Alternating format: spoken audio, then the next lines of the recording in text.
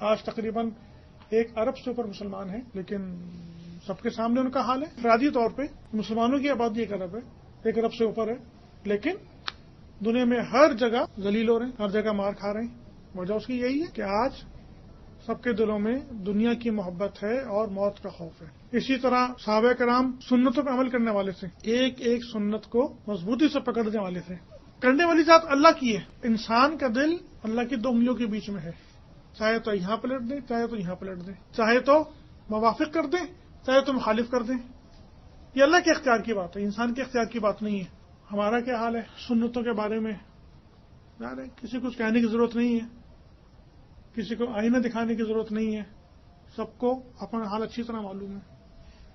ہم کس طرح روز اللہ کے نبی صلی اللہ علیہ وسلم کی سنتوں کو توڑتے ہیں، قطن کہنے کی ضرورت نہیں ہے. سب جانتے ہیں، سب کو معلوم ہے. اللہ کو راضی کرنا ہے تو سنت پہ عمل کرنا پڑے گا، یہ قاعدہ ہے. کوئی دوسرا طریقہ ہے نہیں اس کے علاوہ کہ ہم کسی اور طریقے سے اللہ تک پہنچ جائیں، اللہ کو راضی کر لیں. کوئی اور دوسرا طریقہ نہیں ہے، یہ کرنا پڑے گا. اگر اللہ کو راضی کرنا ہے تو سنت کو اپنائے بغیر کر نہیں سکتے. اور ویسے بھی حدیث میں آتا ہے کہ ایک سنت کو زندہ کرنے والوں کو 100 شہیدوں کا ثواب ملے گا. یعنی کوئی ایسی سنت جو کہ مٹ گئی ہے، ختم ہو گئی ہے، اس کو اگر کوئی شخص زندہ کر دے اور اس کو چلا دے تو اس کو 100 شہیدوں کے برابر ثواب ملے گا. اگر ہم 24 گھنٹے کی زندگی کو ہم بیٹھ کے کبھی رات میں سکون کے ساتھ تنہائی میں غور کریں کہ ہم نے آج کتنے کام سنت کے مطابق کیے ہیں، پتہ نہیں شاید کوئی ایک آدمی نکلے نہ نکلے. 24 گھنٹے میں کوئی ایک کام بھی سنت کے مطابق پتہ نہیں نکلے نہ نکلے. حالانکہ حقیقت یہ ہے کہ 24 گھنٹے کی زندگی سنت کے مطابق گزرنی چاہیے. اللہ کے نبی صلی اللہ علیہ وسلم نے 24 گھنٹے کی زندگی گزار کے دکھائی.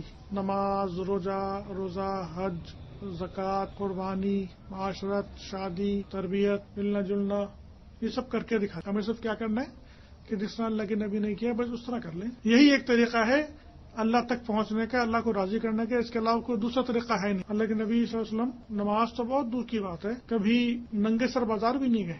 ایک وقت ہم بھی ایسے گھومتے تھے ننگے سر. ہمارے گھر کے پاس ایک مسجد ہوا کرتی ہے جس میں مفتی صاحب ہوا کرتے تھے، مفتی جہانگیر صاحب رحمۃ اللہ علیہ. ایک دفعہ میں وہاں نماز کے لیے گیا، موٹر سائیکل سے اترا، میں نے جو ہے نا اتر کے اپنے بال سیٹ کرنے شروع کر دیے. انہوں نے مجھے بلایا، خوب ڈانٹا. اتنا وقت میں ضائع کر دیا ان کے اوپر. ایک تو ننگے سر اور اوپر سے اس کو بنانے میں اتنا وقت میں ضائع کر دیا. الحمدللہ اللہ نے ان کے کہنے میں بڑا اثر رکھا تھا. اللہ والے سے اللہ نے توفیق دے دی آج الحمدللہ. اسی طریقے سے بے شمار سنتیں ہیں، بے شمار 24 گھنٹے میں بے شمار سنتیں کہ جو ہم سے چھوٹ رہی ہیں.